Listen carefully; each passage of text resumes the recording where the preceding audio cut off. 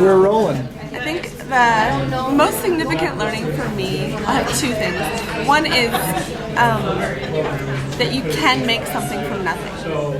We saw people who were in poverty that I haven't seen that level of before, who were able to rise up and create a business or a non-profit organization, things like that were just amazing to me to see how resilient people are. And the other piece for me was the woman who said to us, we have to save those people from the buses, who looked at us as the people that need to be rescued instead of feeling like a victim herself. I thought that was a moving moment for me, because when we go through the townships and we see all these children and families who are so connected to each other and so creative with the way that they play and spend their time, and we're lacking that in our own society. And I feel like that would be a great thing to bring back in our efforts to give here. There's a lot we can take away too. I think part of what has been learned, or the most significant thing, is the fact that as Americans we are numb because of our video games, because of movies, because of medias, and so showing this on TV is just another part of that numbing process. But to be here, to see it, to touch it, to taste it, to smell it, the burning wood, that was a true learning experience for me. The other part of it was watching them be so resourceful.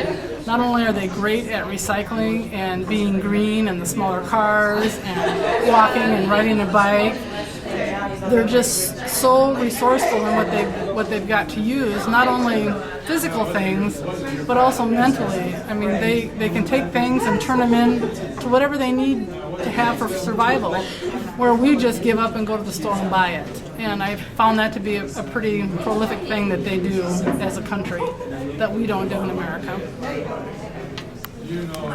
Now I'm recording. What's the most significant learning you've had on this trip? The most significant thing I've learned on this trip was when Colleen said, you must see things clearly with your heart.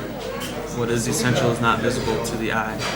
And when she said that, it made me think about the townships and how all the people there, even though they're poor, they are still happy to be there and they're proud to be who they are.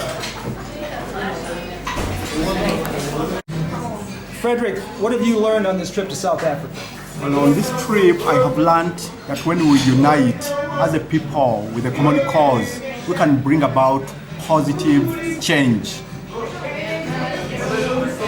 And that is in light of the history of this country, where different groups of people united to fight against the apartheid system that was oppressive to the majority of the people in the country.